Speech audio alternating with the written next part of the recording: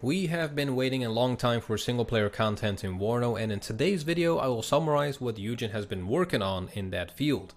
Now the single player narrative driven operations will soon come to WARNO as a way for you to get ready for the large army general campaign, while also giving you something unique to enjoy.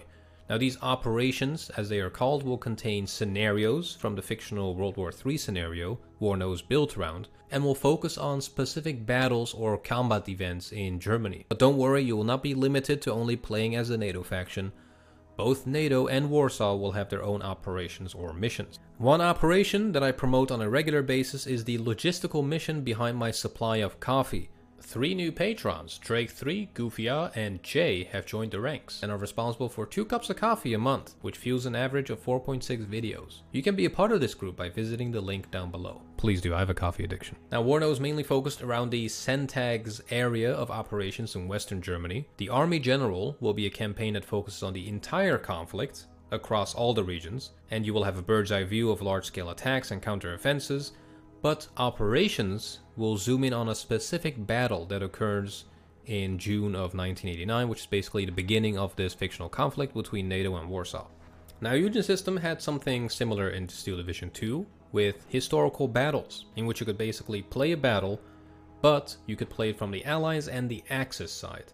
This caused a lot of balancing issues, and in general decreased the quality of historical battles. So for WARNO, the operations will be fought from one side only.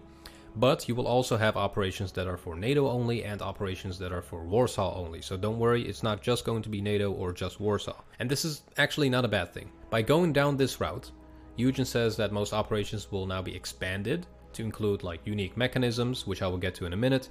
There'll be battle group compositions that you won't be able to get in the base game when you try to play multiplayer, and other features that will be hard to balance out if you could play as both parties.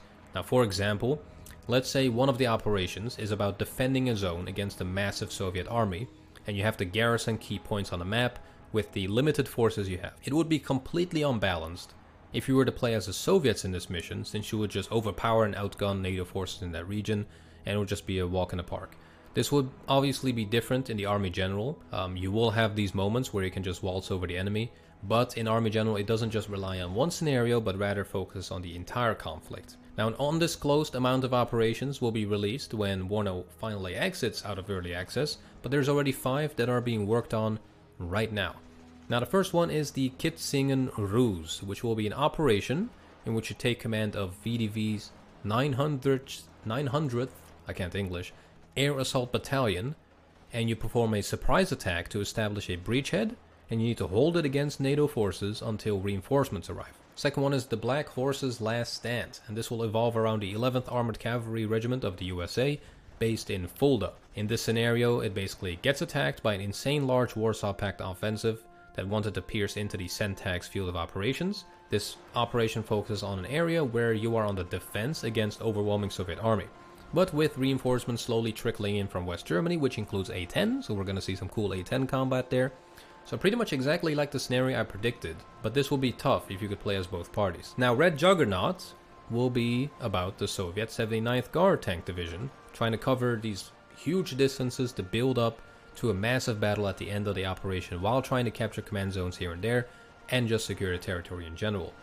Gotthard Dammerung will focus fully on the East Germans' 11th Machschützen Division as a defense against a counterattack in the south of Germany from NATO forces. Now in both this one and Black Horses, defensive zones can be deployed, which is awesome. I don't know how they're gonna look like. In Steel Division 2 you could put down like bunkers and AT gun positions and all that kind of stuff. Maybe they'll go for something a little bit similar, or maybe you can like garrison houses. Models will change on the houses with sandbags and all that kind of stuff. So I'm definitely looking forward to that. But these defensive zones can only be deployed but not recaptured once the enemy captures it.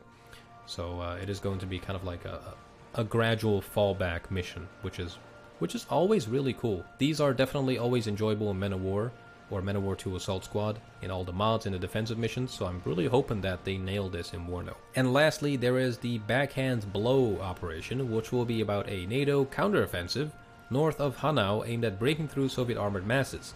Here, you play as the 3rd Armored from the USA, which is going to be sick. This map will once again be huge. You will have to Just like the 79th guard, you will have to capture lots of command zones, cover vast distances, and finally you will climax at an amazing fight. Get your head out of the gutter, that's not what I meant, alright? Now that is only the first batch of operations, and more are planned, so I really believe that there will be amazing amounts of single player content for us all to enjoy. Now my opinion of the game has varied quite a bit since my initial review of it, when it first came out. I've put a couple of 100 hours into the game now, and it has changed a little bit when it comes to my opinion. Now initially when the game first went into early access, it was really not in a good place. It was rough. Like, I was having a hard time to enjoy the game, and I was also skeptical because yet another Cold War game, yet another this, it's basically a reskinned war game, all that kind of stuff was going through my head, and a lot of people also shared the same opinion, right? But throughout the months after, Eugen has done quite a good thing with improving the game, adding new content, but also implementing content or mechanics that were initially added in Steel Division 2, for example, like the Army General, the line of sight tool, and adding it to a fresh take at Cold War Gone Hot scenario is a good thing. But one thing I'm missing with Eugen in the last, with this title specifically, is innovation. I need new mechanisms or greatly improved mechanisms that were initially introduced in games like, I don't know, Wargame or Steel Division or even Ruse. You can go back in time, that's fine. So that is the one thing I'm kind of missing these days. But it's good that the Army General is being added to the game, that it will actually be co-op but also multiplayer, which is awesome. So that is taking an old idea or an old mechanic or mechanism and enhancing it in such a way that it can be basically new again. So that is a cool thing. The line of sight tool is even being adjusted in WARNO to also show you regions where your unit could see but it can't detect enemies. So that is also a pretty cool thing. Definitely the historical battles being changed to operations and fleshing them out more and making them one-sided only to really add more, to add more features to it is also a good idea. But I'm still missing something that is completely brand new. Now it is obviously difficult to do with RTS games, but even things like perhaps the naval aspect could be a thing. Perhaps there could be, small escort boats or something. We don't need a full-on, Wargame Red Dragon naval implementation again. But just something new, just to tease us with, or to test with even. Another thing they could possibly do is try to incorporate or adjust the airborne features of this game. I know that paratrooping isn't really a thing in the game, and it hasn't been in previous titles as well. Now basically everything is just on the ground or in helicopters. I would like that something here could be done. Maybe they can even add some interesting units to the game that kind of change how people play in the game. Just something like that, something fresh like that. I've ranted on for about 3 minutes here after all that news.